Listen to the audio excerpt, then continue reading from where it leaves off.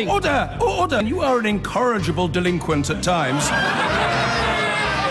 Behave yourself, man!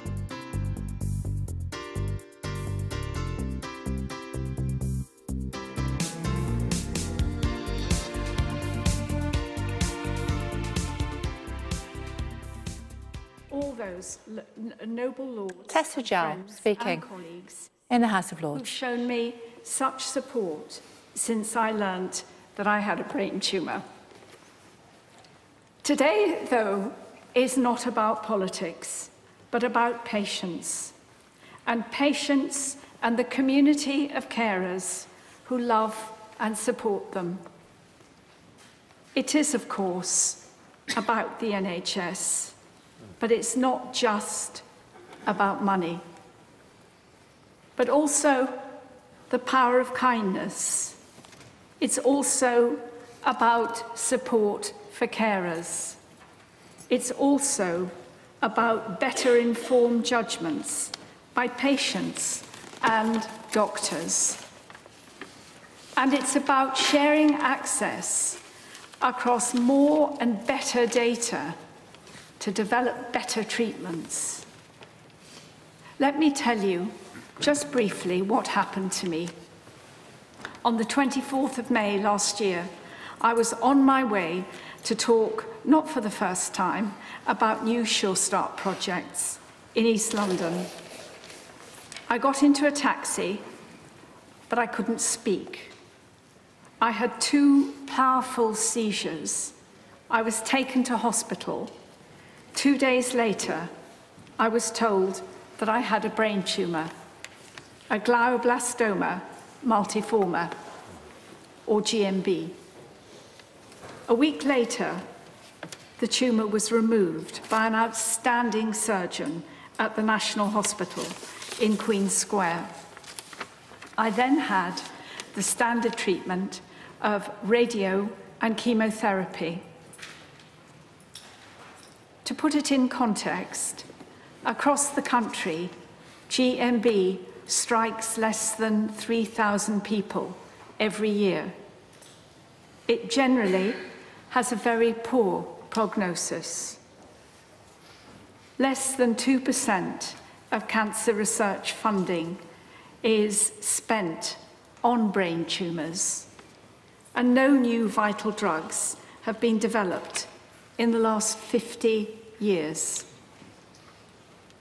A major factor in survival is successful surgery. The gold standard is to use a dye to enable the surgeon to identify the tumour precisely. But it's only available in about half of the brain surgery centres in the UK. And it must, of course, be extended to all of them. Cancer is a tough challenge to all health systems, and particularly to our cherished health service. We have the worst survival rate in Western Europe, partly because diagnosis in cancer is too slow. Brain tumours, in particularly, grow very quickly, and they're very hard to spot. However, there is a good reason for hope, and it's called the Eliminate Cancer Initiative, ECI for short.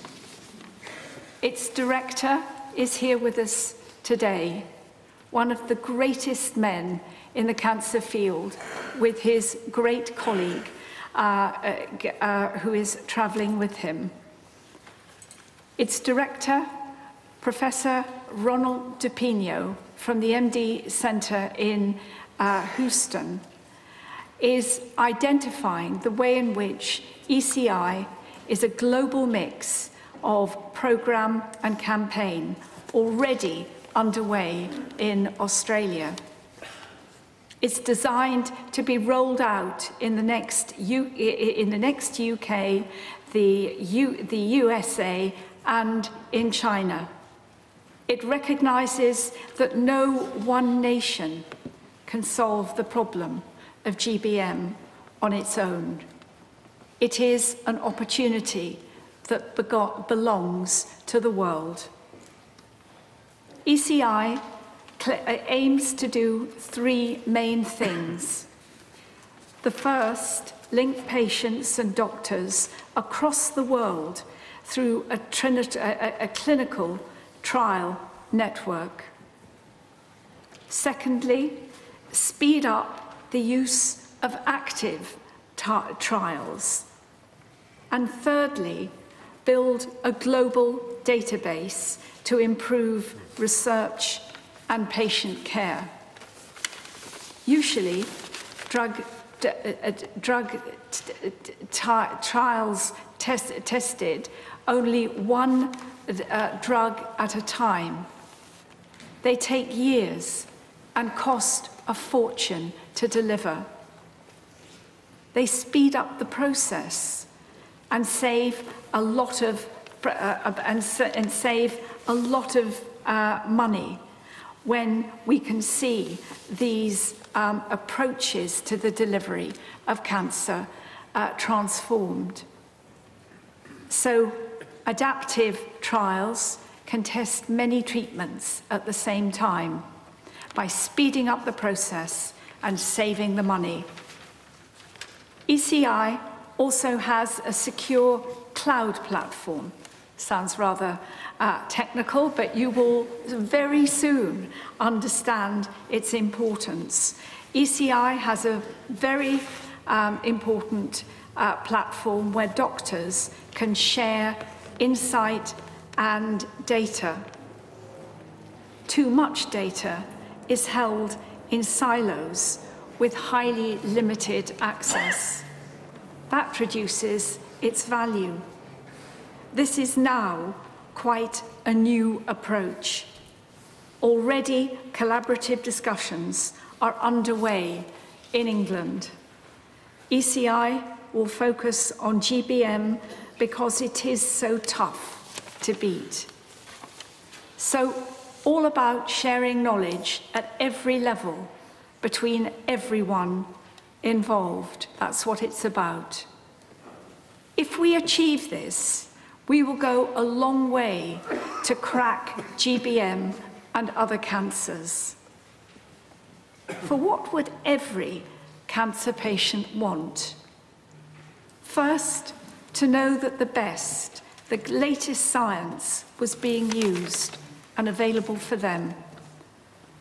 Whatever in the world, it was developed, whoever began it.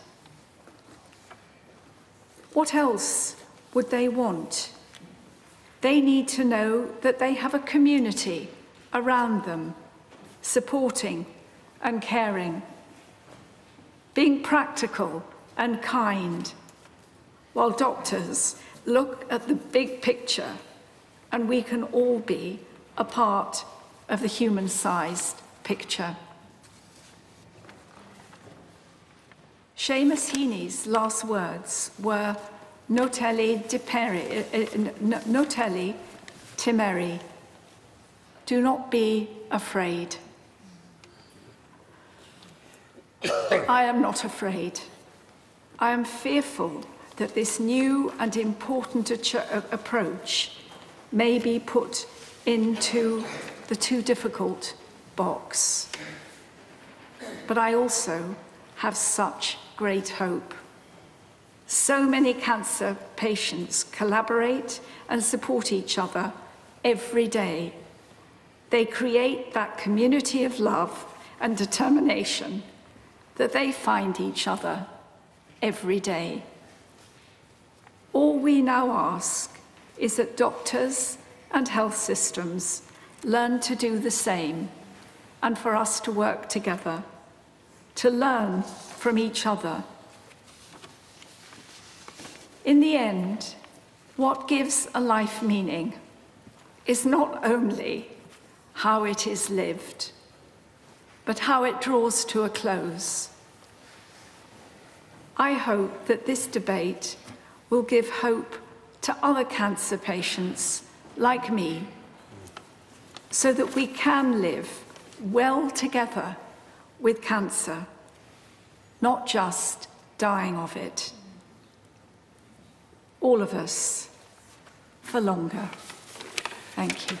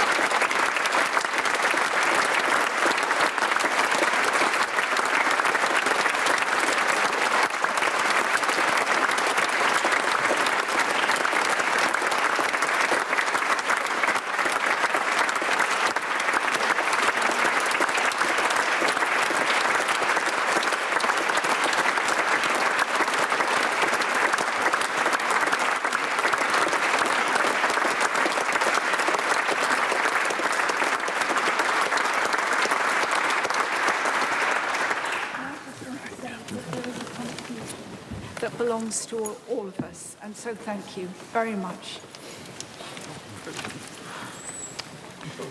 Let's bring in our chief correspondent, John Craig, should we, who has been listening to what Tessa Jowell had to say.